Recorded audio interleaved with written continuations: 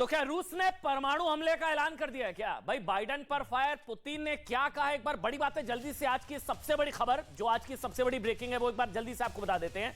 जो सबसे बड़ी बात की है कि यूक्रेन को एटम बम दिया जा रहा है, ये पुतिन की तरफ से कहा गया है। इसके अलावा पुतिन की तरफ से कहा गया कि एटम बम के खतरे के लिए तैयार, ये पुतिन की तरफ से कहा गया है।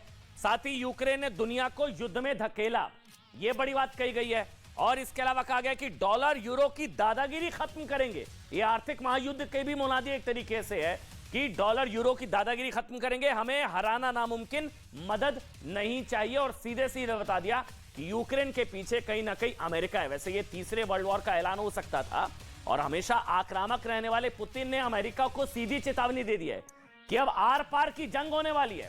अब यूक्रेन से नहीं, सीधे अमेरिका को ही बर्बाद कर पुतिन दम लेंगे।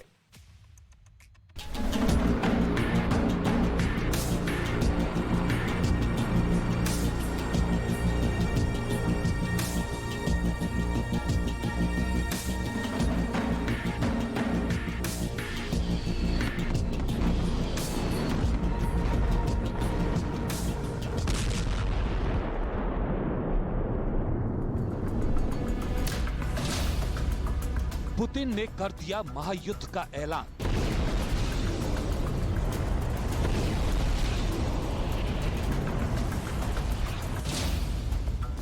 यूक्रेन युद्ध में फटेगा परमाणु बम।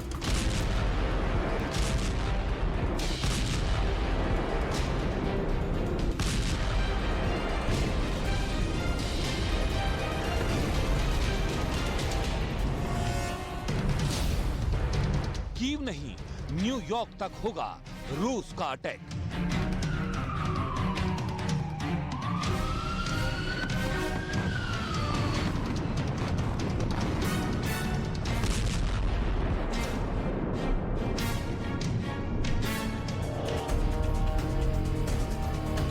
रूस यूक्रेन जंग में अब एटम बम फटने वाले हैं।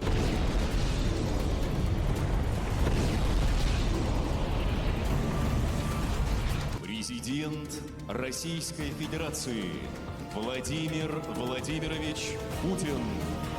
पुतिन ने अपने भाषण में एटम बम शब्द का इस्तेमाल कर यह जता दिया है कि अब तीसरे महायुद्ध में एटम बम का इस्तेमाल होने वाला है और दुनिया एक बड़ी तबाही की तरफ जा सकती है। मॉस्को में पुतिन ने अमेरिका पर बड़ा आरोप लगाया है कि यूक्रेन को एटॉमिक हथियार दिए जा रहे हैं। Министерство обороны России и Росатом должны обеспечить готовность к испытанию российского ядерного оружия. Первыми мы, разумеется, этого делать не будем. Но если США проведут испытания, то и мы проведем. Ни у кого не должно быть опасных иллюзий, что глобальный стратегический паритет может быть разрушен.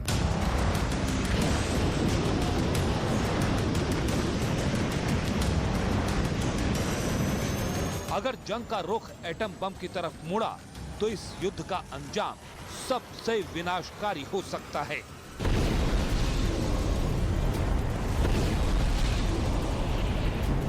पुतिन ने साफ कर दिया है कि यूक्रेन और रूस के युद्ध में इस दूसरे साल में ये जंग शांत नहीं होने जा रही है, बल्कि ये यात्रा करके बाइडेन ने युद्ध को और ज्यादा भड़का दिया है।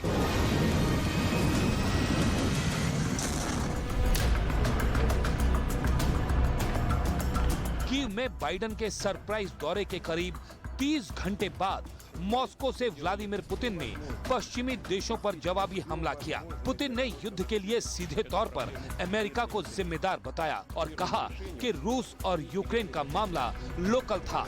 अमेरिका और उसके साथियों ने इसे दुनिया का मसला बना दिया। We're delivering billions in direct budgetary support, which the government can put to use immediately and help provide for basic services of citizens. For stoking this war is entirely on the shoulders of the Western elites and the Kiev regime, who views the Ukrainian people not as their own people, but as someone else. And they're not serving their national interests, but Western interests. The West is using Ukraine as a tool, as a testing grounds, and as a launch pad against us. One thing should be clear. The more long-range weapons are sent to Ukraine, the longer we will have to push the threat away from our borders.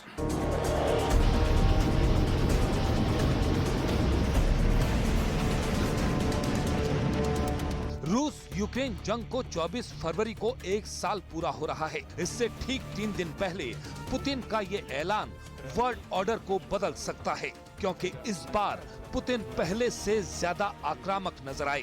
Biden ने भी इस बात की कल्पना नहीं की होगी कि Putin इस तरह का जवाब देंगे। We know that there'll be very difficult days and weeks and years ahead. But Russia's aim was to wipe Ukraine off the map. Putin's war of conquest is failing. Russia's military has lost half its territory it once occupied. Young, talented Russians are fleeing by the tens of thousands, not wanting to come back to Russia. Not just fleeing from the military, fleeing from Russia itself, because they see no future in their country. Russia's economy is now a backwater, isolated and struggling.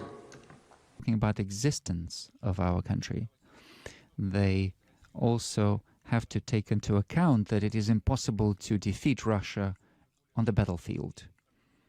So they increase their information attacks.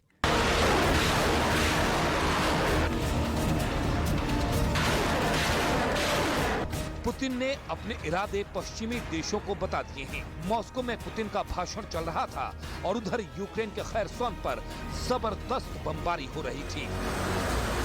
20 फरवरी को भी सुबह 8 बजे Biden Kyiv पहुंचे थे और 19 फरवरी को ही Ukraine के अंदर पुतिन की आर्मी ने 75 हमले किए थे, जिसमें से 25 एयर स्ट्राइक और 10 मिसाइल अटैक थे।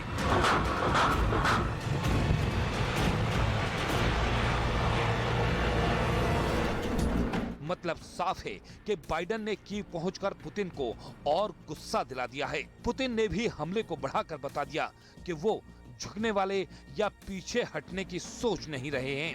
पुतिन ने कहा है कि पश्चिमी देशों ने लगातार झूठ बोला और धोखेबाजी की है। पुतिन ने ऐलान कर दिया है कि अब अमेरिकी डॉलर की बादशाहत खत्म करने का वक्त आ गया है।